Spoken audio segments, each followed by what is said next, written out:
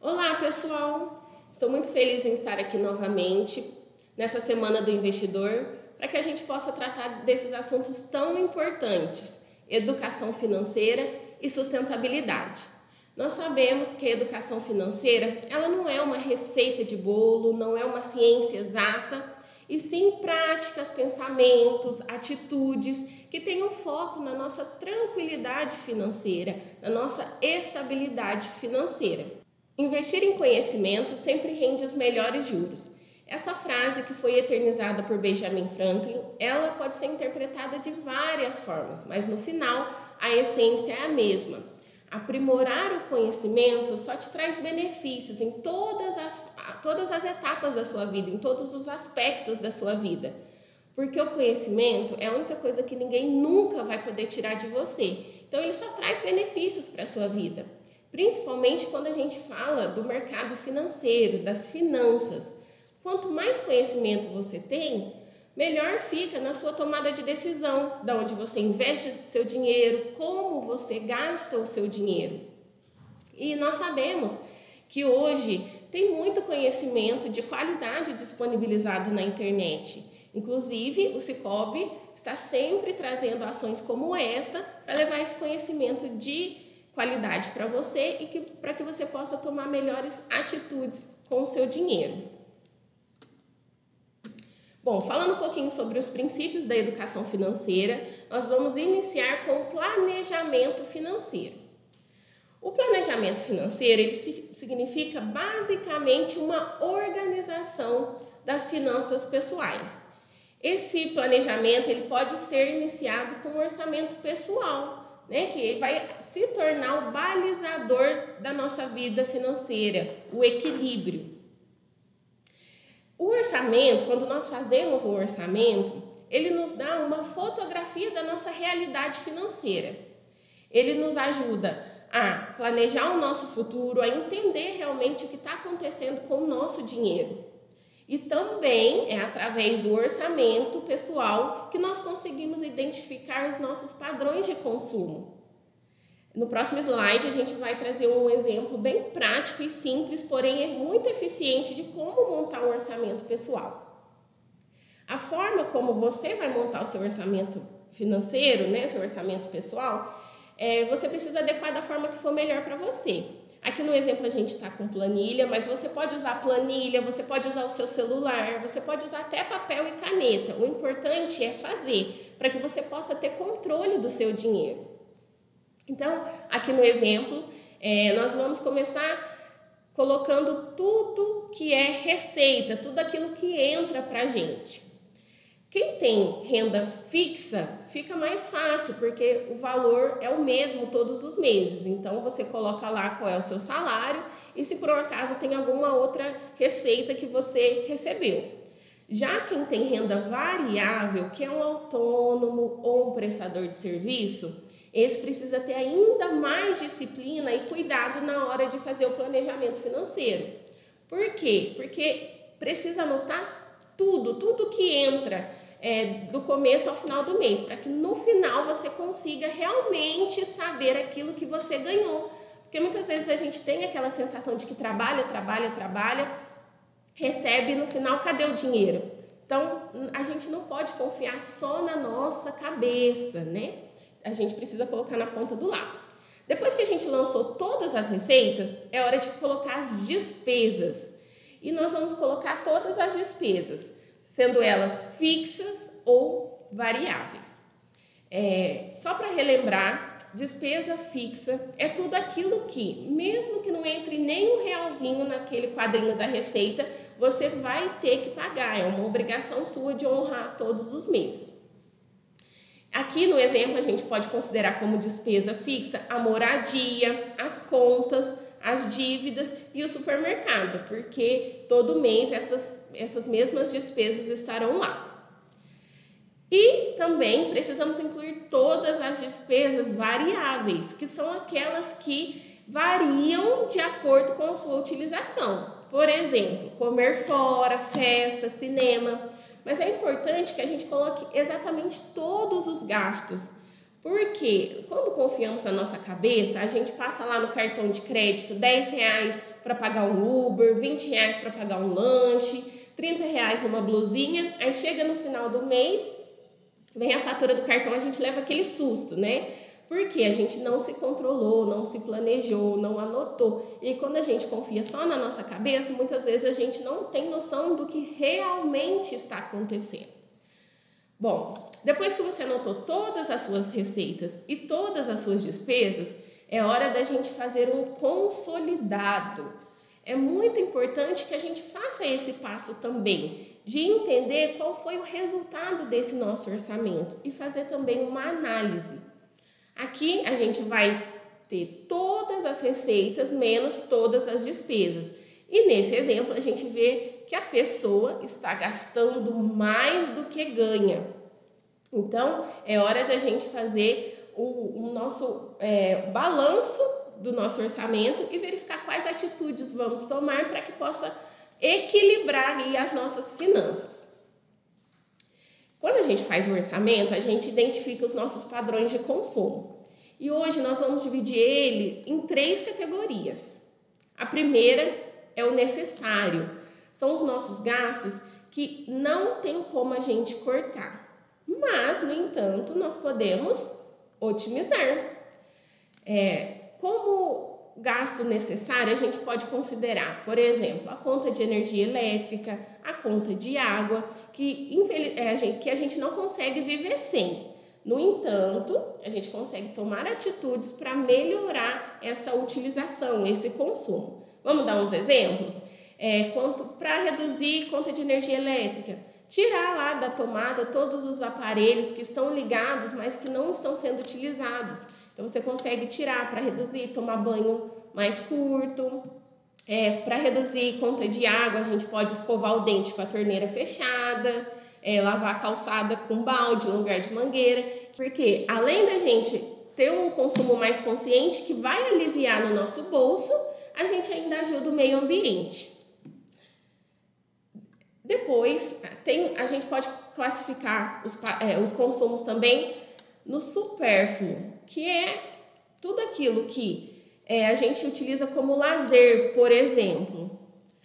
O supérfluo a gente também não pode tirar, porque é importante até para a nossa saúde mental mesmo, que a gente tenha os momentos de lazer, de descontração.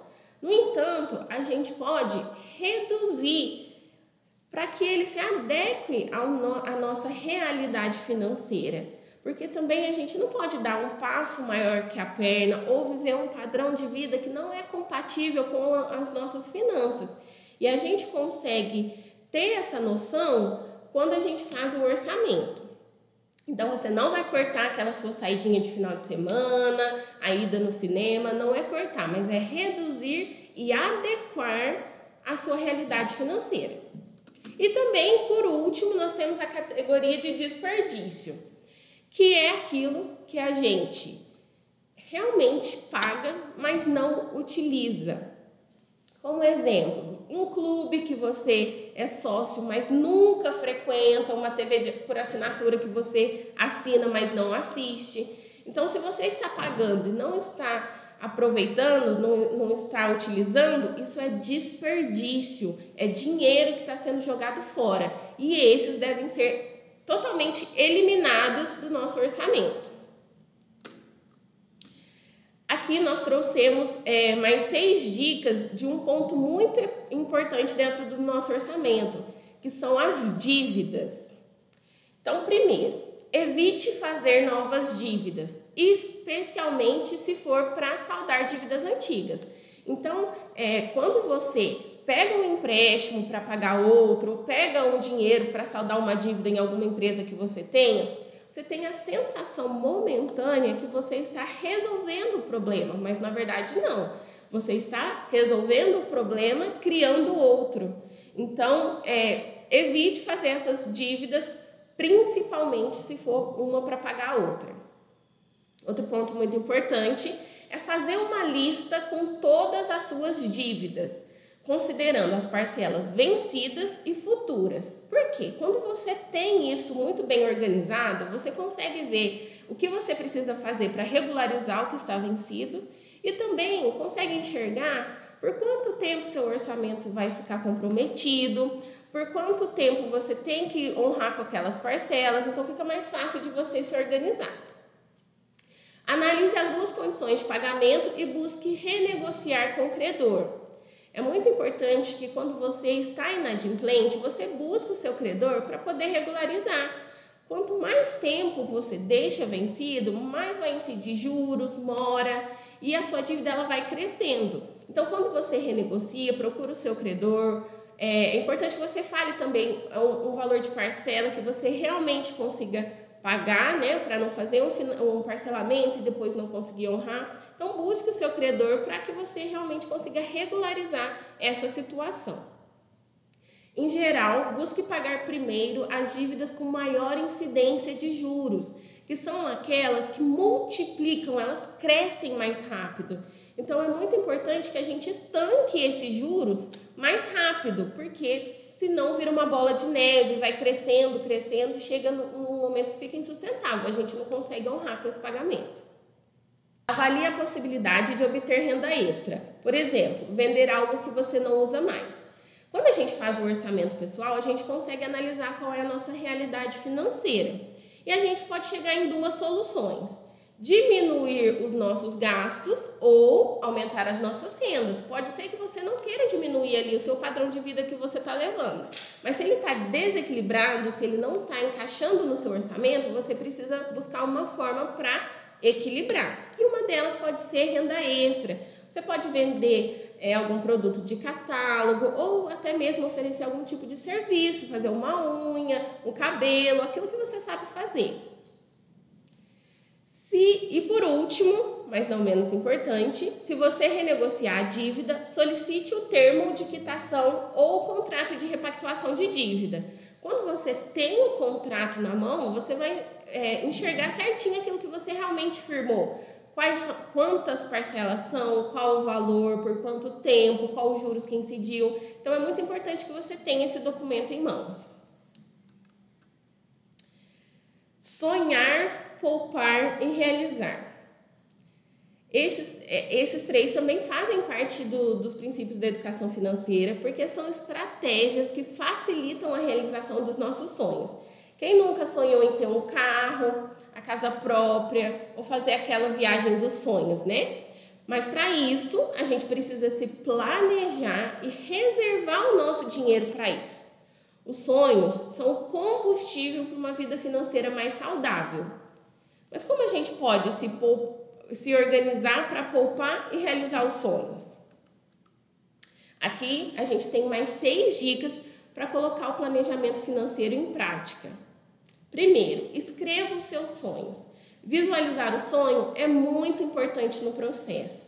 Então, se você tem um sonho, por exemplo, de comprar um carro, imprime a foto do carro que você quer ou recorte de uma revista e deixe ele num lugar bem visível para que você olhe para ele todos os dias.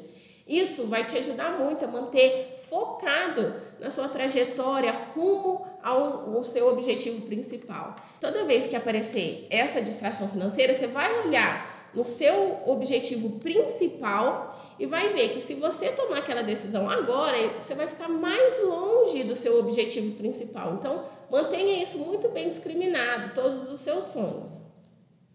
Sonhe em família. Quanto mais pessoas sonhando junto, melhor. São mais pessoas dispostas a reunir esforços para o mesmo objetivo, são mais pessoas animadas, entusiasmadas. Então, sempre coloque sua família junto para poder sonhar. Sonhe junto com a sua família. Estabeleça prazo e valores para a realização dos sonhos. Distribua esses prazos em pequenas metas. Então, para você conseguir atingir o seu objetivo principal, você precisa traçar pequenas metas e prazos para que você consiga chegar lá.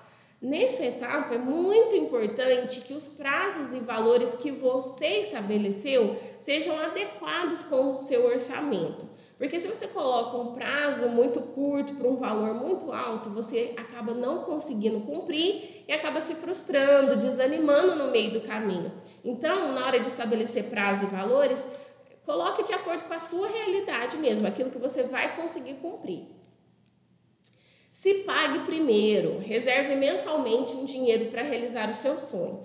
Então, quando você estiver fazendo seu orçamento financeiro, seu orçamento pessoal, coloque lá, junto com as despesas fixas, um valor que você vai dedicar todos os meses para realizar o seu sonho. E ele deve ser considerado uma despesa fixa mesmo. Colocou lá o valor e todo mês aquele valor tem que ser separado para poder realizar o seu sonho. Poupança programada. É possível programar o débito na sua conta corrente. Essa é uma forma facilitada de te forçar a todo mês separar aquele dinheirinho para o seu sonho. Então, você pode conversar aí com o gerente da sua conta para habilitar essa opção, para que automaticamente o dinheiro da sua conta corrente seja resguardado aí para a realização do seu sonho. Disciplina e ação é o que fazem a diferença. Vamos colocar tudo em prática?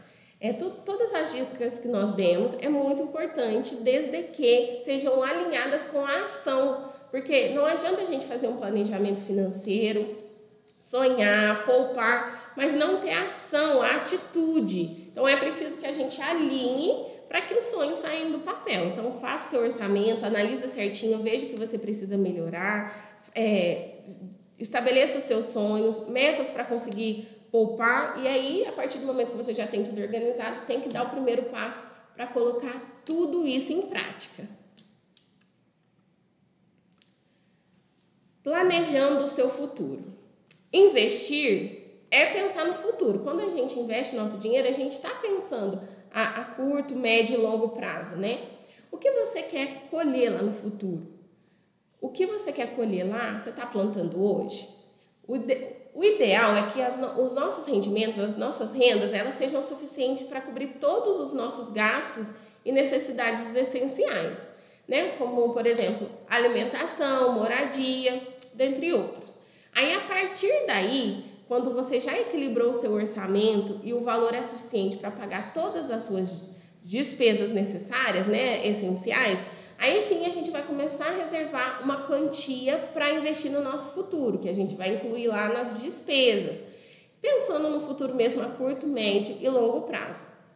Depois desses dois passos, é que aí sim nós vamos pensar em adquirir itens de luxo, o que muitas vezes não é necessário, é só um desejo momentâneo, né? Então aqui a gente trouxe um exemplo de como dividir o seu dinheiro, pensando na necessidade, visão de futuro e os nossos desejos, né? Então, as necessidades, elas se enquadram ali na categoria de urgente, porque é no momento, a gente precisa resolver agora, não dá para esperar. Então, as nossas necessidades se enquadram ali em urgente. Depois, a gente vai pensar no futuro, qual é o futuro que a gente quer construir para nós, para a nossa família, como a gente quer estar daqui 5, 10, 15 anos. Isso é muito importante, porque o futuro ele vai chegar. Então, a gente precisa se planejar para que lá na frente a gente não haja arrependimento, para que a gente não queira ter começado antes, né? Então, a hora é agora de já pensar no futuro. E, por fim, não menos importante, mas um pouco menos relevante que os outros dois, são os nossos desejos, que eles se encaixam ali na categoria de circunstancial, porque muitas vezes eles podem esperar, né? Nós podemos aguardar um pouquinho para realizar aquele desejo que a gente tem. Bom, agora nós vamos falar um pouquinho sobre finanças sustentáveis, entrando também no tema do futuro que a gente quer construir. Quando a gente pensa em um futuro, a gente pensa em sustentabilidade. Segundo a professora Annelise Vandramini, finanças sustentáveis buscam alocar o dinheiro em atividades que contribuam para a sustentabilidade, incorporando o valor do dinheiro no tempo e as noções de risco versus retorno. Vamos falar sobre isso um pouquinho? Quando a gente fala de futuro, investir é uma forma de construir o futuro. Então, você precisa parar e analisar qual futuro você quer construir. Finanças e sustentabilidade têm algo muito em comum. Ambas procuram antecipar e compreender as consequências futuras de uma decisão no presente. Ou seja, tudo aquilo que você toma de decisão hoje impacta diretamente em como você vai estar daqui 5, 10, 15 anos. Então, é importante que a gente tome decisões conscientes hoje, com o nosso dinheiro e também pensando no nosso meio ambiente, no social, né? Para que lá no futuro a gente tenha um mundo melhor para viver, tanto nós quanto os nossos filhos.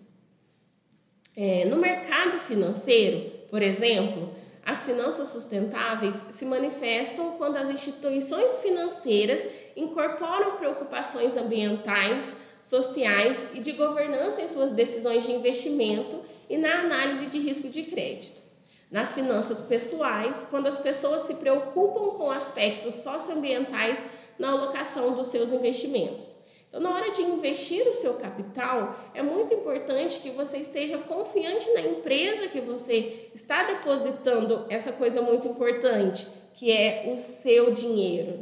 Então, nós vamos falar um pouquinho aqui sobre a sigla ESG. Não sei se você já ouviu falar sobre isso, mas a gente vai explicar aqui. ESG é uma sigla em inglês. Geralmente, ela é usada para medir as práticas ambientais, sociais e governança de uma empresa.